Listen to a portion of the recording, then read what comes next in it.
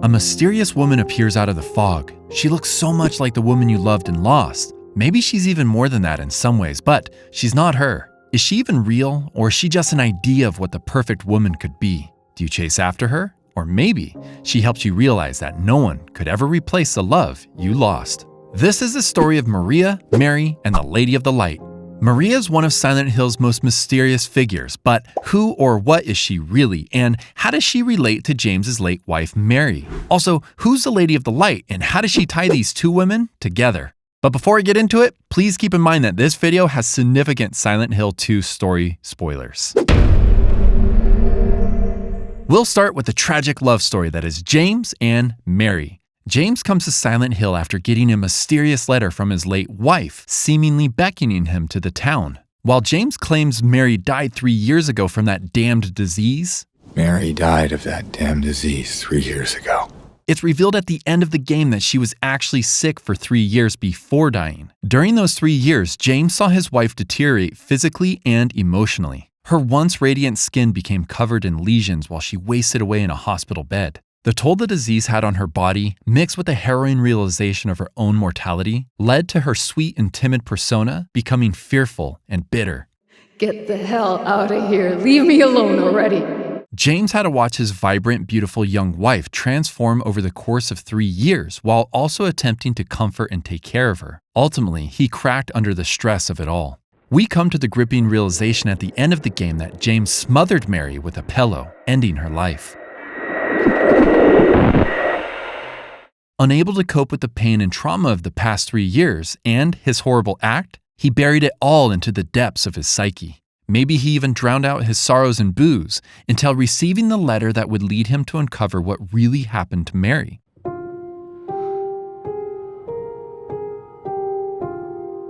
A certain piano melody likely played by Mary helps James remember a special place they spent an entire day, Rosewater Park. Once James arrives at the park, however, he finds a woman named Maria instead of Mary. She looks almost exactly like his late wife, except with a different clothing and hairstyle, but she's Mary's opposite in many ways. While Mary was a mild-mannered and conservatively dressed woman who loved to play the piano, Maria is an extroverted and sultry woman who's not opposed to a few shots of whiskey and a bit of pole dancing.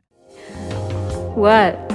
Maria takes James to a different park, the Moonlit Grove, and tells him the story of the Lady of the Light. More on that later, but they are ultimately distracted by Laura's scream and continue searching the town. In their pursuit of the young girl, however, Maria is murdered by Pyramid Head right in front of James.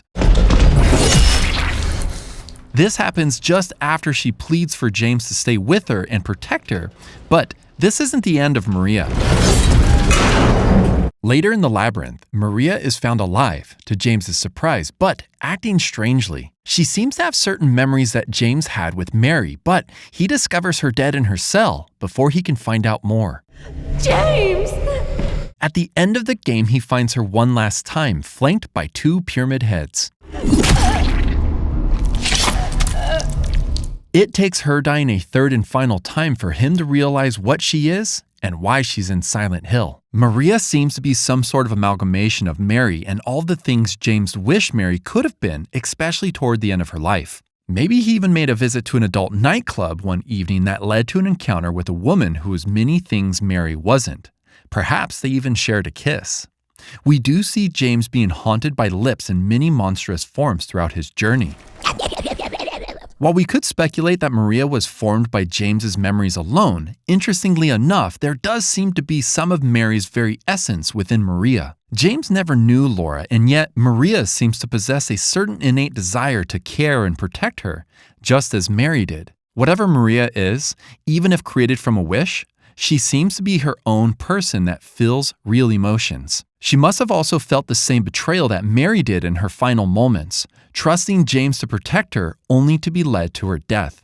The real tragedy, though, is that she is fated to love James just as Mary did, and wither and die just as she did as well. Now let's talk about the Lady of the Light. This woman is a big part of Maria's story and is mentioned a few times throughout the game.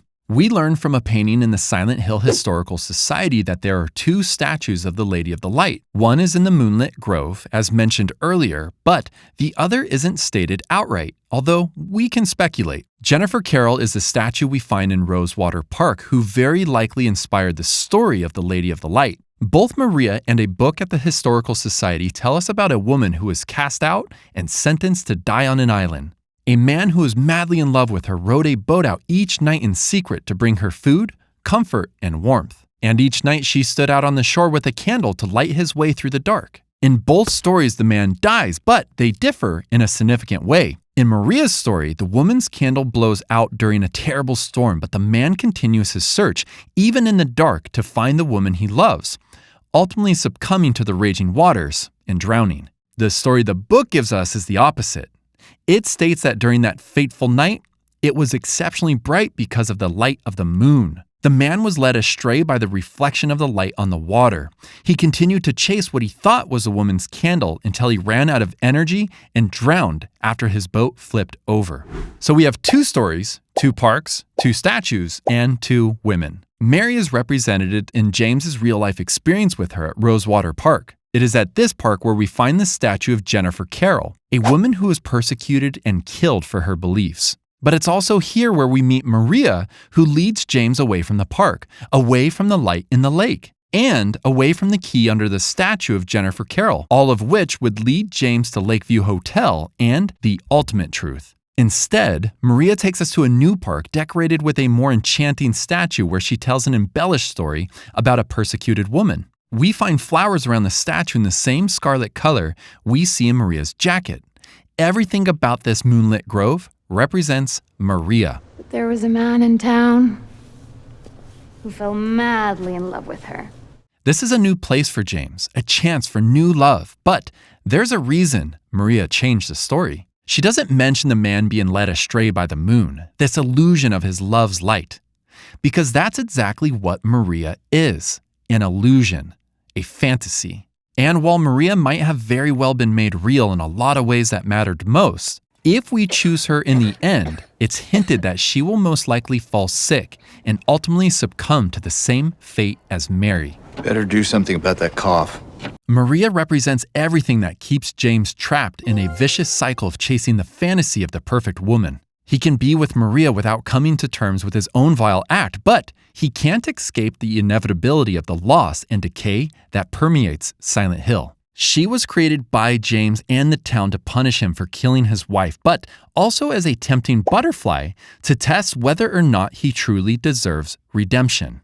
We are given multiple opportunities in the game to accept the deterioration of Mary and the relationship, or move blindly on to the new spark he's recently formed with Maria, the ripe or the rotten apple, the scarlet or the rusted egg. Both of these are 2 extremes, holding on tightly to the past or moving on to the next best thing. But maybe the right direction is somewhere in between, an acceptance of the past and a desire to move forward. Somewhere between the Moonlit Grove and Rosewater Park and out of Silent Hill entirely.